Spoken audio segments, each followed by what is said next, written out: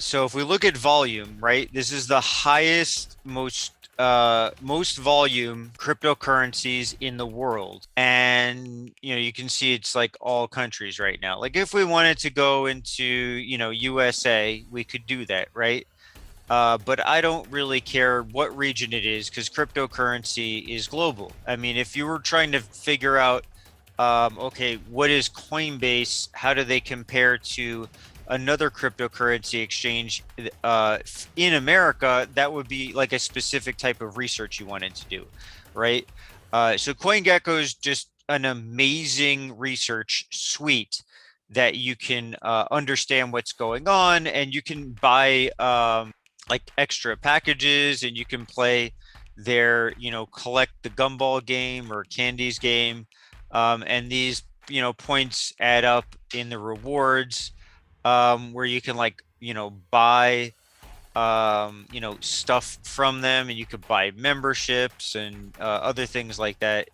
Oh, there we go. I could have bought Surfshark for free if I did the 24-month thing, but that's actually not much of a savings. But Crypt Quant, that was the word I was looking for. He was a quant working for a hedge fund. I don't even want to get into the name of this guy, but quants are basically quant itself. The word means a quantitative analysis. So it means like you're analyzing massive amounts of data, and these quants do high frequency trading, and that's what quantitative is all about. So now, if we look at, yeah, so that's why I chose Binance because look, if you add up, what's like 5.6 plus 4.8, number four, number five, we're still only at $16 trillion worth of cryptocurrency traded in a day.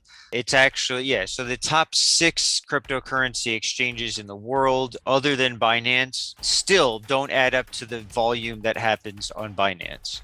So, but the thing is that there's so many arbitrage bots and all these other type, trailing stop loss, trailing stop buy. These bots are competing against each other. Being in a lot of different cryptocurrency chat groups, I've seen all kinds of memes about battle of the bots, because that's really where the prices of cryptocurrencies are decided. I mean, not decided, but when it really comes down to it, bots steal so much profits from investors that that's another reason why I wouldn't want to be in doing this with smaller cryptocurrencies, just in general, um, because there's less really profit. But when there's more volume, you always have more to gain. So if we go back to the chart analysis, like I was talking about, you can see that, the Vi stablecoin,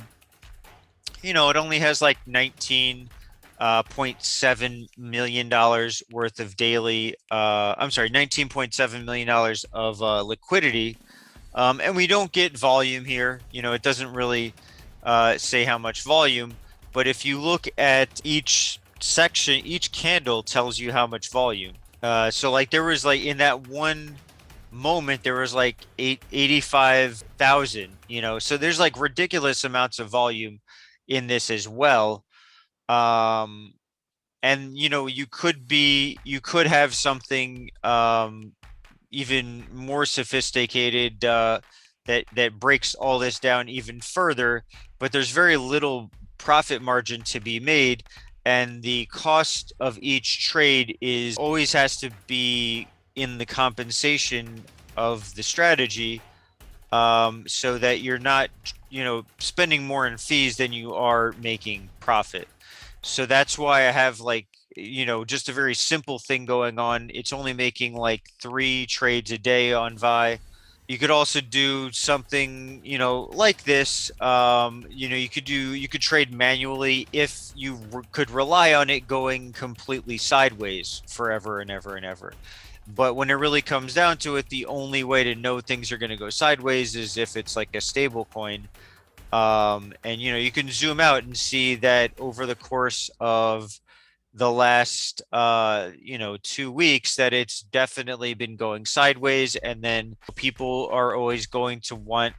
So another cool thing about these things is that about some of these stable coins is that the liquidity gets added to these decentralized swap exchanges. And I'll show you one of the ones that we're going to be releasing ourselves into the wild on the blockchain soon enough.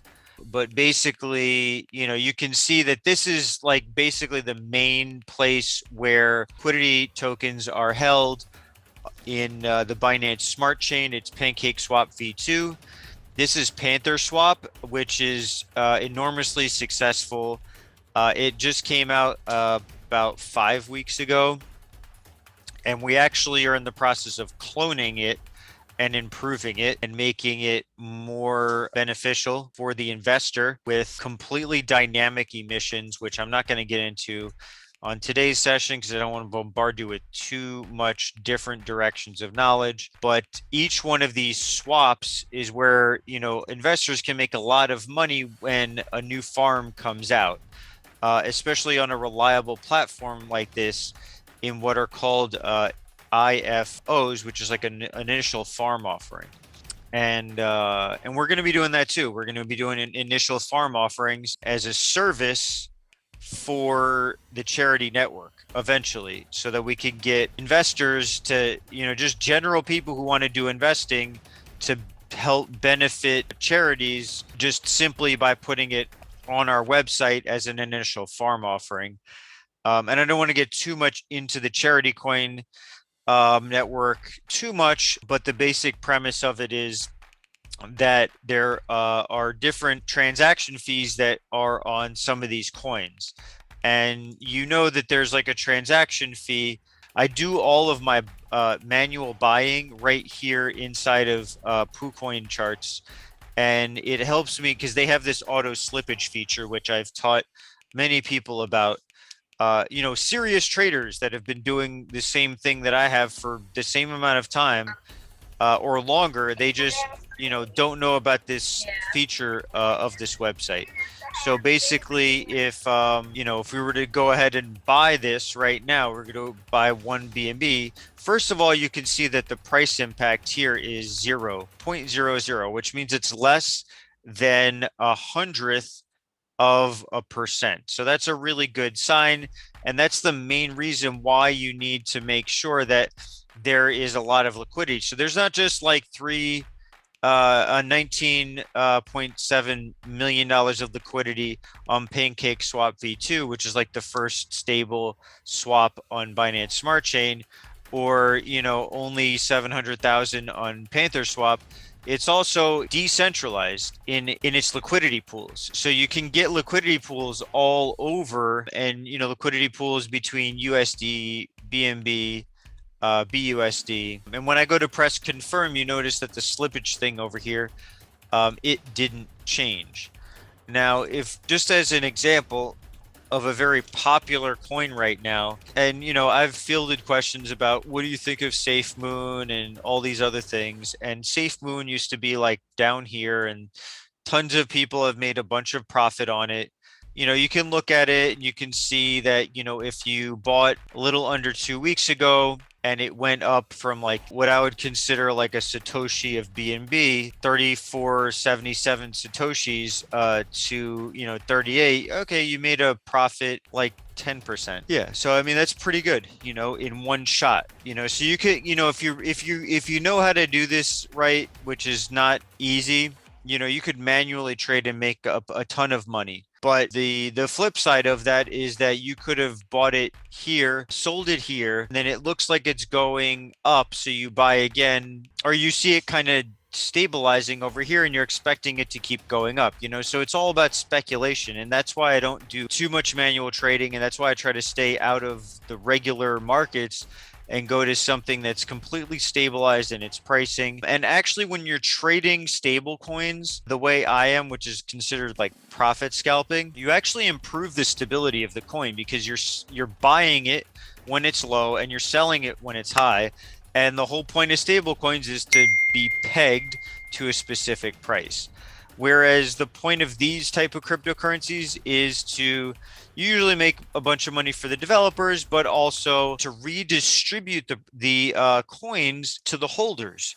So one of the main things that SafeMoon does, which is a common practice nowadays, is for like say we were to go to try to buy one BNB again, obviously we're getting way more because they are using a specific marketing strategy, which is that they mint like a billion coins. But you can see that this would be like a million. This would be a million right there.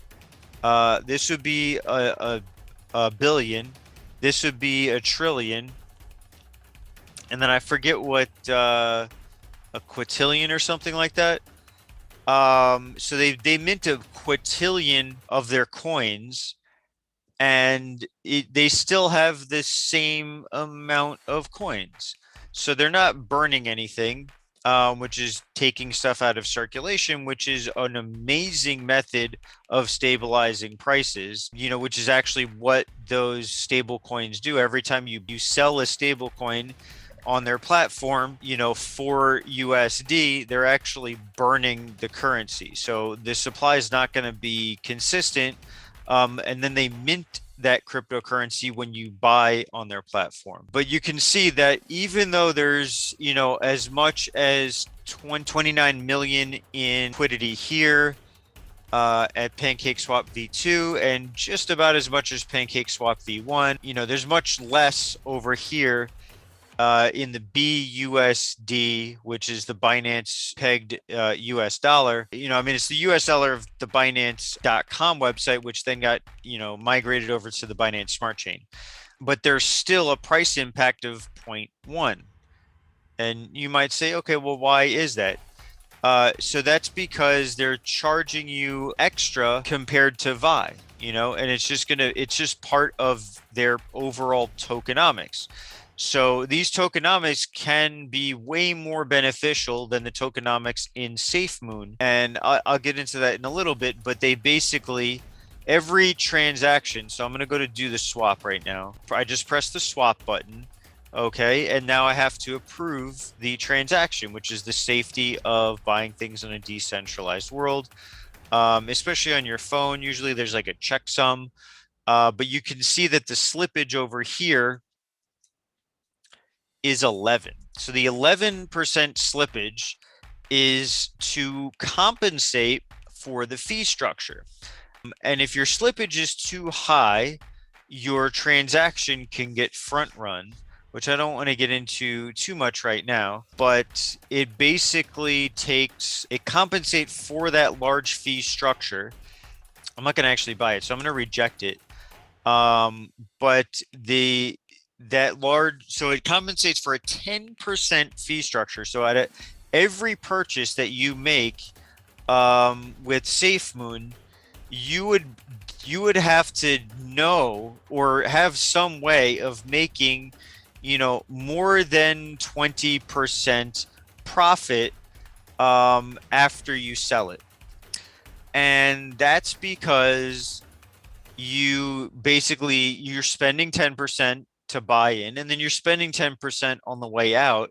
So minimum 20% is not good, because then you're making absolutely no profit. So you have to be looking at a minimum of 25% revenue expected on the trade. And that's just not possible when you're doing day trading, really. So these are not the type of coins, and too much of the marketplace is like that right now. So that really limits the amount of coins that you can actually put into the bot. But you definitely, so those are some of the things that I always consider is volume, liquidity, and the taxation of the actual coin.